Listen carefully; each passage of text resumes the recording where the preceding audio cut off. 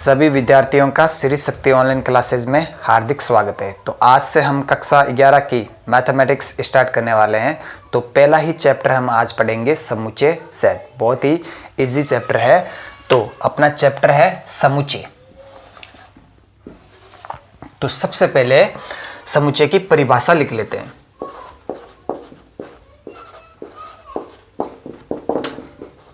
समुच्चय होता क्या है? आई बात में। तो वस्तुओं के सुपरिभाषित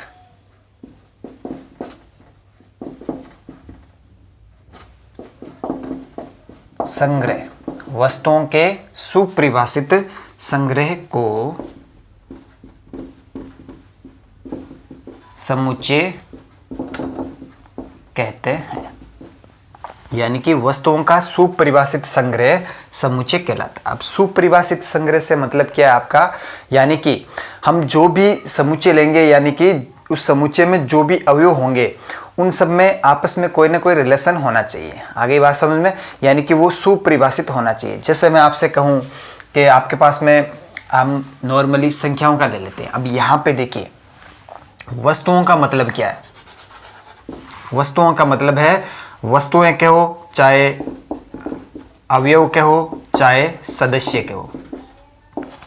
आगे बात है, यानी कि वो समुच्चय के अंदर जो भी वस्तुएं होगी वो समुच्चय के क्या कहलाएंगे? अवयव कहलाएंगे या फिर सदस्य कहलाते हैं। आगे बात है। अब सुपरिभाषित का मतलब क्या है? जैसे मैं आपसे कहूँ कि आपके पास में नंबर सिस्टम, नेचुरल नंबर आपको पता है, नेचुरल नंबर है, पूर्णांक है जेड, नेचुरल नंबर, पूर्णांक, ये दो चीज़ें हैं। मान लीजिए इन दो चीज़ों से हम इसको समझते हैं। तो नेचुरल नंबर आपको पता है क्या है? 1 2 3 4 5 6 7 और इस प्रकार ये आगे चलते हुए। और इसी प्रकार पूर्णांक नंबर आपके पास में पूर्णांक नंबर क्या होते हैं? -3 -2 -1 0 1 2 3 4 और इस प्रकार इधर इन्फिनिट और इधर भी कहाँ से? माइनस इन्फिनिट से ये स्टार्ट होता है। आगे बात सुन। अब देखिए, वस्तुओं का सुपरिभाषित संग्रह। तो ये जो नेचुरल नंबर है, नेचुरल नंबर को आप मंझले कोष्ठक के अंदर लिख के 1 2 3 4 और इस प्रकार ये इन्फिनिट। आगे बात सुन। और इनको पूर्णांक को आप इधर से इन्फिनिट -3 -2 -1 0 1 2 3 और इस प्रकार आ रही बात। अब देखिए, जैसे मैं आपसे कहूँ कि कक्षा 11 के विद्यार्थियों का समूह है। आगे बात में, तो ये क्या हो गया? एक सुपरिभाषित संग्रह हो गया। यानी कि कक्षा 11 के विद्यार्थी। अब देखिए, कक्षा 11 यानी कि जो भी अपने विद्यालय में पढ़ने वाले कक्षा 11 के मैथमेटिक्स के विद्यार्थी। तो जो भी विद्यार्थी है उनको आप मंझले कोष्ठक के अंदर लिख के व्यक्त कर सकते हो। जैसे राम, रहीम और इसी प्रकार जो भी विद्यार्थी है उन सबको मंझले कोष्ठक के अंदर लिख के आपने व्यक्त कर दिया। तो ये क्या हो गया? सुपरिभाषित हो गया। आगे बात कि हमें फिक्स है कि हाँ, कक्षा 11 के विद्यार्थी इस विद्यालय में पढ़ने वाले, हाँ इतने विद्यार्थी है और इनका समुच्चय हम बना सकते हैं। आगे बात सुन। अब देखिए, जैसे मैं आपसे कहूँ कि विश्व के सर्वश्रेष्ठ 10 बल्लेबाज, विश्व के सर्वश्रेष्ठ 10 बल्लेबाजों का समुच्चय। अब देखिए, अब यहाँ पे विश्व के सर्वश्रेष्ठ 10 बल्लेबाजों का समुच्चय। अब किसी की नज़र में कोई बल्लेबाज अच्छा होगा, किसी की नज़र में कोई बल्लेबाज अच्छा होगा। तो ये सुपरिभाषित नहीं हुआ। जैसे मैं अपने लिए मुझे कौन से 10 बल्लेबाज अच्छे लगते हैं तो मैं अपने लिए वो चीज़ अलग बनाऊंगा, और किसी को अलग अलग बल्लेबाज पसंद है अपने, तो वो समुच्चय उसका अलग बन गया। तो वो क्या नहीं हुआ? एक सुपरिभाषित संग्रह नहीं हुआ। सुपरिभाषित संग्रह नहीं हुआ, इसका मतलब वो समुच्चय नहीं बन सकता। आगे बात सुन। तो सिंपल है कि वस्तुओं के सुपरिभाषित संग्रह को हम क्या बोलते हैं? समुच्चय बोलते हैं। अब रही बात कि समुच्चय का निर्माण कैसे करना है, यानी कि समुच्चय को हम कैसे व्यक्त करेंगे, तो वो चीज देख लीजिए। तो देखिए, समुच्चय को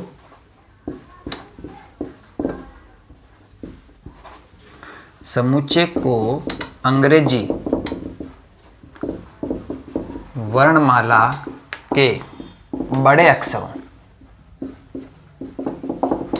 अंग्रेजी वर्णमाला के बड़े अक्षरों A B सी या एक्स वाई जेड से व्यक्त करते हैं। यानी कि जो भी समुच्चय होगा उस समुच्चय को आप अंग्रेजी वर्णमाला के बड़े अक्षरों A B C X Y Z इत्यादि से क्या करोगे, व्यक्त करोगे। आगे बात सुन। और जो समुच्चय के अवयव होंगे, यानी कि उस समुच्चय में जो अवयव होंगे उनको समुच्चय के अवयवों, यानी समुच्चय के अवयव के हो चाहे समुच्चय के सदस्य के हो, उनको हम किससे व्यक्त करेंगे, समुच्चय के अवयवों को अंग्रेजी वर्णमाला के छोटे अक्षरों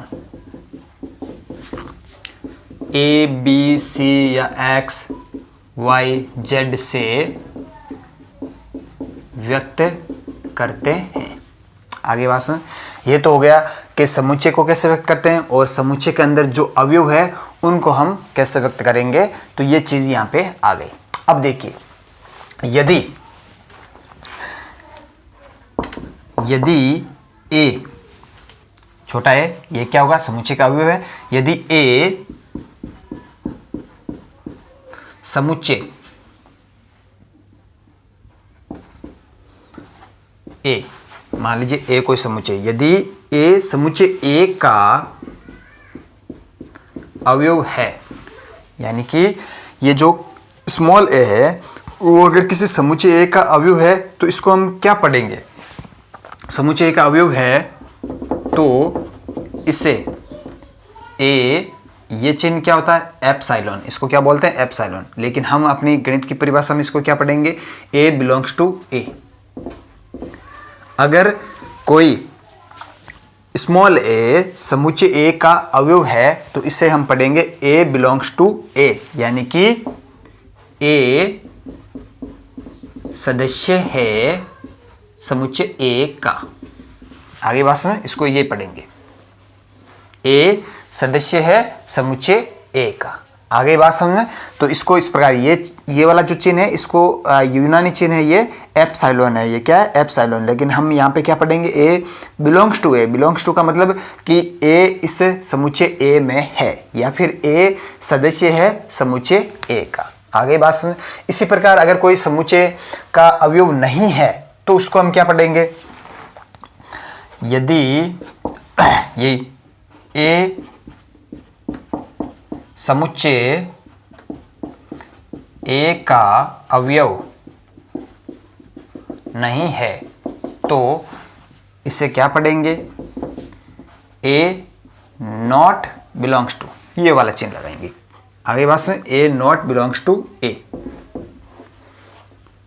इसका मतलब क्या हो गया, ए सदस्य या अवयव, सदस्य को चाहे अवयव को, ए सदस्य नहीं है समुच्चय ए का, ए सदस्य नहीं है समुच्चय ए का। आगे बात, अब देखिए, जैसे मैं आपसे कहूं कि ये आपका नेचुरल नंबर है, क्या है ये, नेचुरल नंबर। नेचुरल नंबर में कौन कौन से आते हैं, 1 2 3 4 से लेके इनफाइनाइट तक। आगे बात सुन, अब जैसे मैं आपसे कहूं कि दो सदस्य है नेचुरल नंबर का, बिल्कुल दो, क्या, अब देखिए यहाँ पे कैपिटल से व्यक्त किया हमने, एन किसको व्यक्त कर रहा है, प्राकृत संख्याओं को।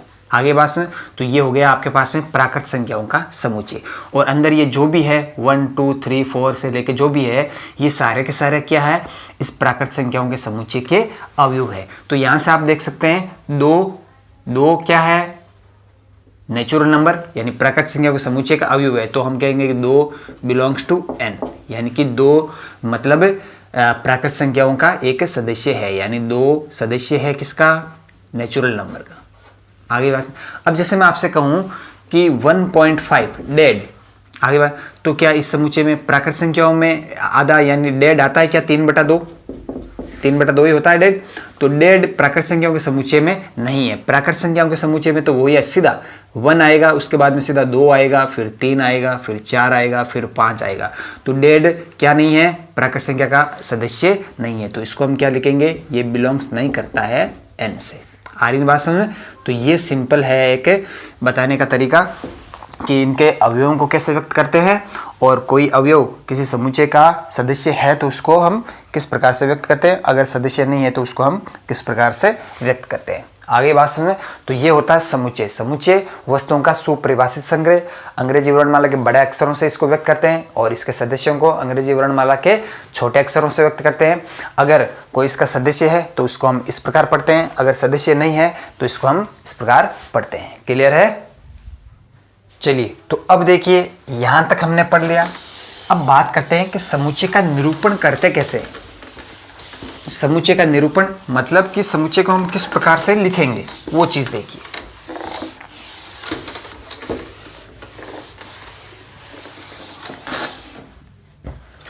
अगला जो टॉपिक है वो है समुच्चय का निरूपण।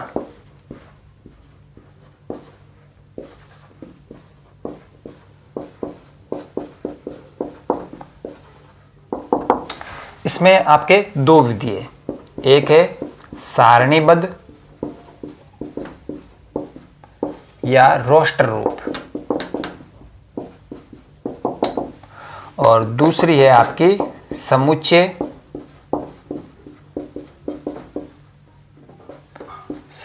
निर्माण रूप। आगे बात समझ। दो तरीके हैं समुच्चय का निरूपण करने का, एक है सारणीबद्ध या इसको दूसरा रूप बोलते हैं रोस्टर रूप, सारणीबद्ध या रोस्टर रूप, या फिर दूसरा है समुच्चय निर्माण रूप। आगे बात। अब सिंपली पहले ये वाला पढ़ लेते हैं। आगे बात, रोस्टर रूप या सारणीबद्ध रूप। अब इसमें हम करेंगे क्या, अब समुच्चय को तो हम बड़े अक्षरों से लिखेंगे, ए बी सी इन्हीं से व्यक्त करेंगे, लेकिन इनके अवयवों को हम कैसे लिखेंगे, आगे बात। तो देखिए, रोस्टर रूप या सारणीबद्ध रूप में, रोस्टर रूप या सारणीबद्ध रूप में समुच्चय के सभी अवयवों को मंझले कोष्ठक में, रोस्टर रूप में समुच्चय के सभी अवयवों को, समुच्चय के सभी अवयवों को बिना पुनरावृत्ति, ये चीज मैं आपको समझाऊंगा क्या है, बिना पुनरावृत्ति के अल्प विराम चिन्ह, अल्प विराम यानी कोमा का चिन्ह, रोस्टर रूप में समुच्चय के सभी अवयवों को बिना पुनरावृत्ति के अल्प विराम चिन्ह के साथ मझले कोष्ठक में लिखते हैं। सिंपली अब देखिए कैसे, जैसे मैं आपसे कहूं कि 10 से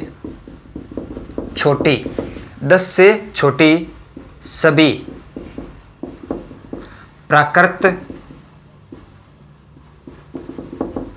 संख्याओं का समुच्चय।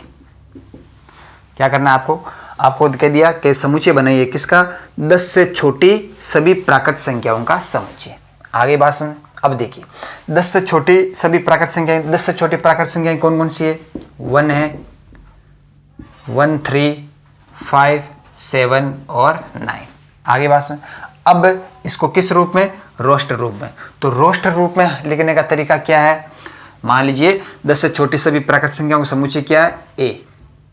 आगे बात समझे। और इसको लिखेंगे कैसे हम, अब मंझले कोष्ठक के अंदर इन सब अवयवों को अल्प विराम चिन्ह यानी कोमा का चिन्ह लगा के 1, 3, 5, 7, 9, ये क्या बन गया आपका, रोस्टर रूप। आगे बात समझे। तो 10 से छोटी सभी प्राकृत संख्याओं का समुच्चय ये रहा आपके पास में, किस रूप में आया, ये रोस्टर रूप में आया। आगे बात सुनो। तो ये जो तरीका है मझले कोष्ठक में लिखने का, इसको हम क्या बोलते हैं, रोस्टर रूप। क्या बोलते हैं इसको, रोस्टर रूप, या इसको क्या बोलते हैं, सारणीबद्ध रूप। आगे बात सुनो। अब देखिए जैसे मैं आपसे कहूं कि 1, 2, 3, 3, 4, 5, 5, 5, 6, 7, 8। आगे बात समझे। ये आपके पास में संख्याएं हैं, इनको रोस्टर रूप में लिखना है। आगे बात, इनका आपको समुच्चय बनाना है और रोस्टर रूप में लिखना है। तो मान लीजिए इनका समुच्चय क्या है, ए। आगे बात में रोस्टर रूप में लिखना मझले कोष्ठक में। अब मैंने क्या कहा था, रोस्टर रूप में समुच्चय के सभी अवयवों को बिना पुनरावृत्ति, यानी कि अब देखिए 3 2 बार है, आगे बात में 5 3 बार है, लेकिन समुच्चय रूप में लिखेंगे तो इसमें 3 एक बार ही लिखेंगे, यानी कि वापस पुनरावृत्ति करके नहीं लिखेंगे। तो कौन कौन सा आ जाएगा, 1 आ जाएगा, 2 आ जाएगा, 3 आ जाएगा, 4 आ जाएगा, 5 आ जाएगा, 6 आ जाएगा, 7 आ जाएगा, 8 आ जाएगा। आगे बात, ये हो गया इसका रोस्टर रूप।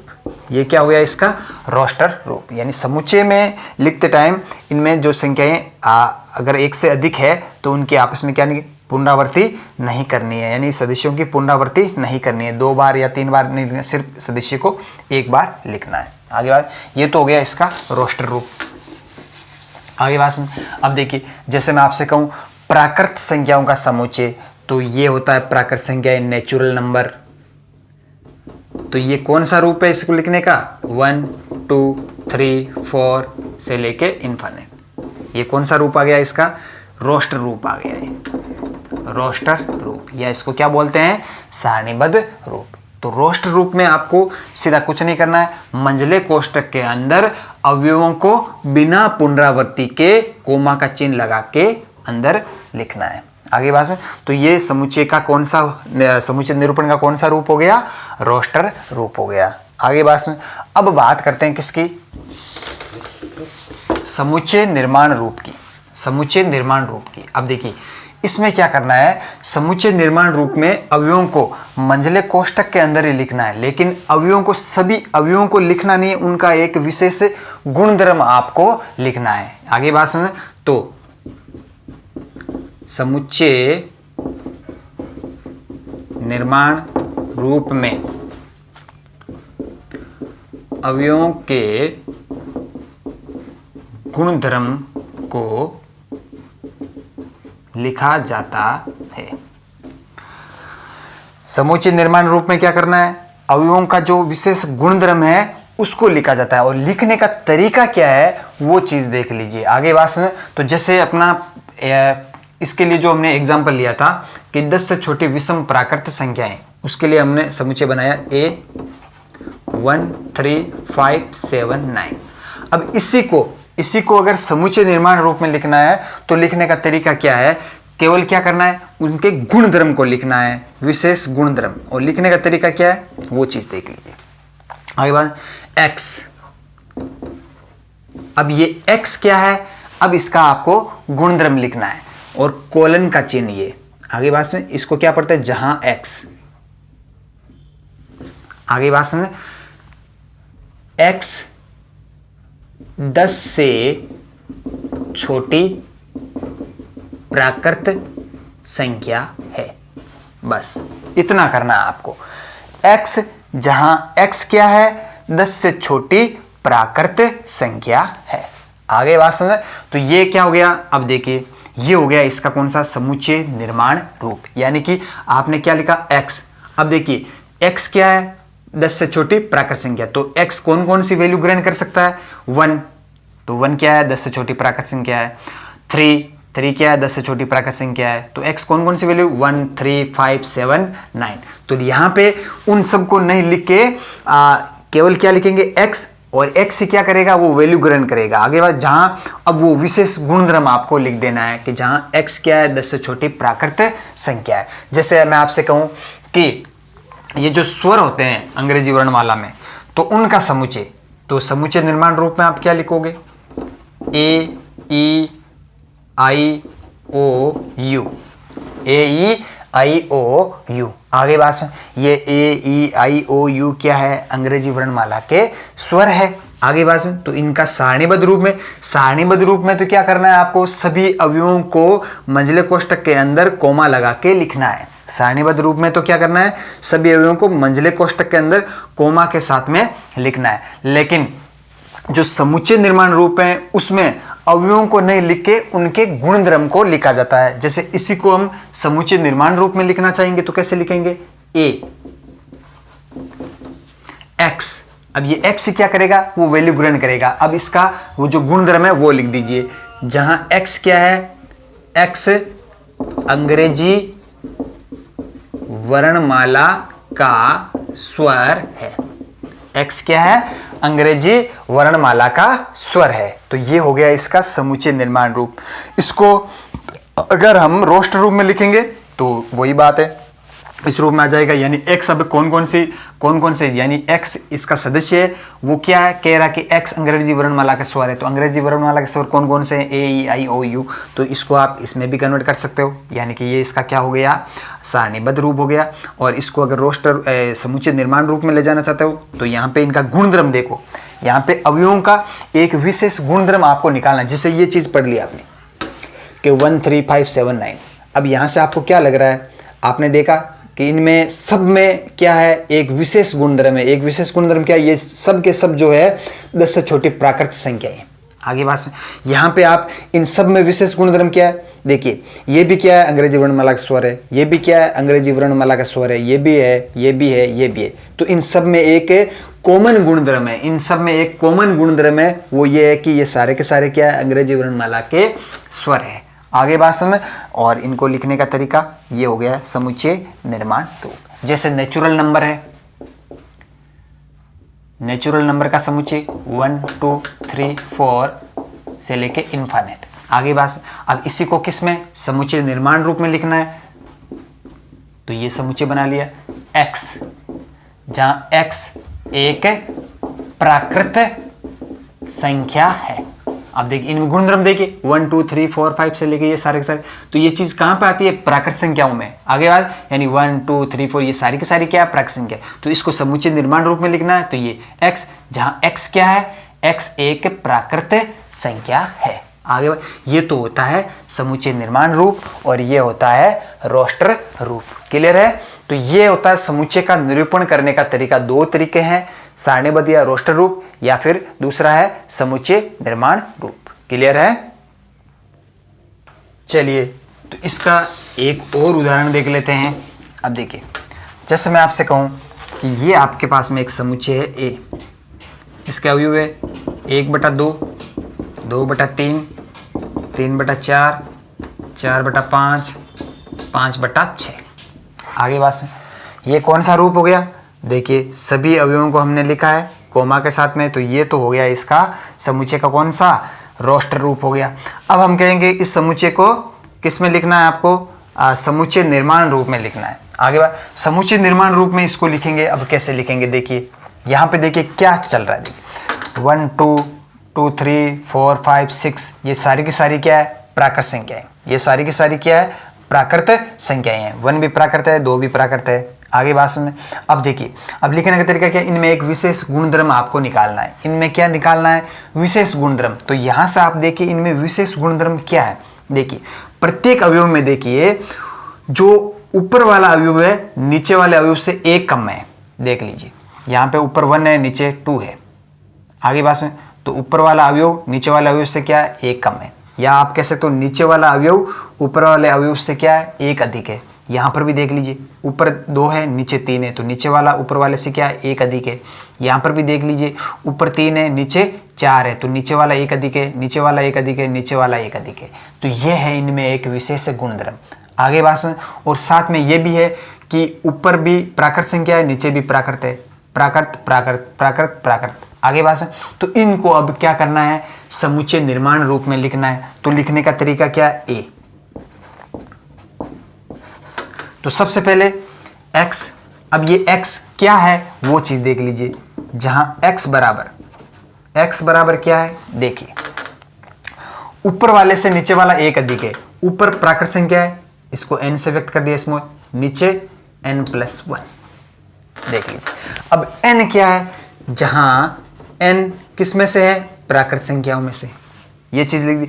और n कितनी वैल्यू ग्रहण करेगा, जहां n क्या कर रहा है, 6 से लेके 1 तक। आगे बात समझ में, n की वैल्यू क्या है, कहां से, 5 लिख दीजिए यहाँ पे, क्योंकि 6 लिखेंगे तो ऊपर 6 आ जाएगा, नीचे 6 + 1 7 आ जाएगा। तो कितनी n कितनी वैल्यू ग्रहण कर रहा है, 5। देखिए इसको वापस फिर से देखिए, तो इसको हम समुच्चय निर्माण रूप में लिख रहे हैं। तो a बराबर x, अब ये x क्या वैल्यू ग्रहण करेगा, जहां x क्या है, x बराबर है n/n+1। अब n किस में से, प्राकृत संख्या में से, और n का मान कहां से, 1 से लेके 5 तक है। अब देखिए वापस देखिए, इंपॉर्टेंट चीज कौन सी है, ये वाली, ये हमने गुणधर्म निकाला। ये हमने क्या किया कि एक विशेष गुणधर्म है इनमें, क्या कि नीचे वाला एक अधिक है ऊपर वाले से। आगे बात सुन, मान लीजिए ऊपर n है तो नीचे क्या होगा n+1। अब ये n किस में से है, n बिलोंग कर रहा है प्राकृत संख्याओं में से, और n का मान 5 और 1 के बीच में है, यानी 5 के बराबर और इससे छोटा, 1 के बराबर इससे बड़ा। अब देखिए वापस देखिए, अगर इसी को हम इसमें ले जाना चाहते हैं तो यहाँ पे अब x क्या क्या वैल्यू ग्रहण करेगा। देखिए जब n बराबर 1 रखोगे, n बराबर 1 रखा तो ऊपर देखिए 1 और नीचे 1+1 2, तो 1/2, तो x की एक वैल्यू क्या हो गई 1/2।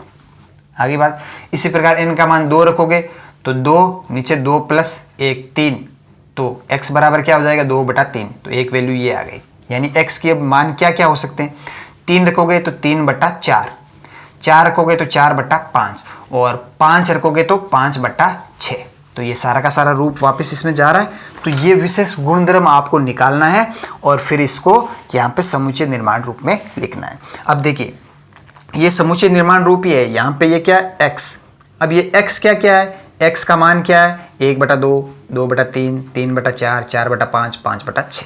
आगे बात, और इनमें विशेष गुणधर्म क्या है, ऊपर वाली संख्या नीचे वाली से एक कम है या नीचे वाली एक अधिक है। तो इसको लिखने का तरीका ये हो गया, ऊपर n है तो नीचे n+1, ऊपर वाले से क्या होगा एक अधिक, और ये n क्या है, यानी कि n क्या है ये, यानी 1 2 3 4 5, n क्या है प्राकृत संख्या है, यानी n बिलोंग कर रहा है प्राकृत संख्या, और n की वैल्यू कहाँ से 1 2 3 4 5, यानी n 1 और 5 के बीच में। तो ये होता है इनको, ये हो गया इसका सारणीबद्ध रूप, आगे बात सुन, या फिर रोस्टर रूप। ये हो गया इसका समुच्चय निर्माण रूप। समुच्चय निर्माण रूप में आपको करना कुछ नहीं है, एक विशेष गुणधर्म आपको निकालना है और वो गुणधर्म यहाँ पे लिखना है। आगे बात सुन, अब देखिए जैसे मैं आपसे एक और एग्जांपल लेके देख लेते हैं। जैसे ये समुच्चय आपका 1 4 9 16, आगे बात सुन, क्लियर है। अब इसको आपको किस में लिखना है, समुच्चय निर्माण रूप में लिखना है। तो गुणधर्म देखिए क्या गुणधर्म है, 1 4 9 16। देखिए 1 1 का स्क्वायर होता है, 2 का स्क्वायर 4, 3 का स्क्वायर 9, 4 का स्क्वायर क्या होता है आपके पास में 4 का स्क्वायर 16। आगे बात सुन, तो देखिए x, आगे बात, अब ये x क्या है वो विशेष गुणधर्म लिख दीजिए यहां पे, जहां x 25 से छोटी पूर्ण वर्ग संख्या है। देखिए 25 से छोटी पूर्ण वर्ग यानी कि जिसका कि वर्ग पूर्ण, यानी 16 क्या है एक पूर्ण वर्ग संख्या है। 25 से छोटी पूर्ण वर्ग संख्या कौन सी होती है, 16 9 4 और 1, यही है 25 से छोटी पूर्ण वर्ग संख्याएं। तो ये वो जो विशेष गुणधर्म है वो हमने यहाँ पे लिख दिया। आगे बात समझ, तो ये होता है समुच्चय निर्माण रूप। क्लियर है। चलिए तो अब देखिए एक एग्जांपल और बता देता हूँ आपको। जैसे ये समुच्चय आपका 1 4 9 16 25 और इसी प्रकार अनंत तक। अब देखिए यहां पे ये चीज क्या है, देखिए 1 का स्क्वायर 1, 2 का स्क्वायर 4, 3 का स्क्वायर 4 का स्क्वायर 5 का स्क्वायर और इसी प्रकार 6 7 8 9 और अनंत तक है, उनके सारे के सारे क्या है स्क्वायर है। यानी कि ये क्या है, अब इसको समुच्चय निर्माण रूप में लिखेंगे x, जहां x क्या है, x एक प्राकृत संख्या का वर्ग है। देख लीजिए विशेष गुणधर्म, इनमें गुणधर्म क्या है, ये सारे के सारे क्या है प्राकृत संख्याओं के वर्ग है। यानी कि 1 का स्क्वायर 1, 2 का स्क्वायर 4, 3 का स्क्वायर 9, 4 का 5 का, तो इनका गुणधर्म क्या है, ये सारे भी क्या है प्राकृत संख्या का वर्ग है। x, जहां x एक प्राकृत संख्या का वर्ग है। अब x का मान जब आप यानी कि जैसे 1 रखोगे तो 1 का स्क्वायर 1, 2 का स्क्वायर 4, 3 का स्क्वायर 9, तो ये इनमें गुणधर्म आ गया कि x एक प्राकृत संख्या का वर्ग है। ये समुच्चय निर्माण रूप हो गया। अब इसको भी अलग तरीके से लिखने, एक और तरीका समुच्चय निर्माण रूप में लिखने का, इसको x क्या है n स्क्वायर और n क्या है, बिलोंग कर रहा है नेचुरल नंबर से। आगे बात देख लीजिए, n किस में से बिलोंग कर रहा है, प्राकृत संख्याओं में से बिलोंग कर रहा है। तो n का मान आप 1 2 3 4 5 6 7 रखते जाओगे तो n का मान यहां रखोगे, 1 रखोगे तो 1 का स्क्वायर 1, ये चीज आ गई, यानी x का मान क्या आ गया 1। 2 रखोगे तो 2 का स्क्वायर 4, तो x का मान क्या आ गया 4, यानी x बराबर क्या आ गया 4। फिर 3 रखोगे तो x बराबर 9, 4 रखोगे तो x बराबर 16, 5 रखोगे तो x बराबर 25, 6 रखोगे तो x बराबर 36, 7 रखोगे तो गुण 50, 8 रखोगे तो 64। इसी प्रकार ये चलता जाएगा। तो ये चीज और ये चीज क्या है, सेम है। इसमें हमने लिख दिया किस रूप में, इसको हमने थ्योरी के रूप में लिखा कि x एक प्राकृत संख्या का वर्ग है। यहाँ पे इसको हमने गणितीय रूप में लिख दिया कि x क्या है n स्क्वायर और n क्या है, एक प्राकृत संख्या है। आगे बात, तो ये है समुच्चय का निरूपण करने का तरीका, सारणीबद्ध या रोस्टर रूप, समुच्चय निर्माण रूप। क्लियर है? तो आज की क्लास में इतना ही। अधिक से अधिक YouTube चैनल को शेयर कीजिए, सब्सक्राइब कीजिए। कल इस टॉपिक के ऊपर हम करेंगे प्रश्नमाला के क्वेश्चन। क्लियर है? तो आज के लिए इतना ही, धन्यवाद।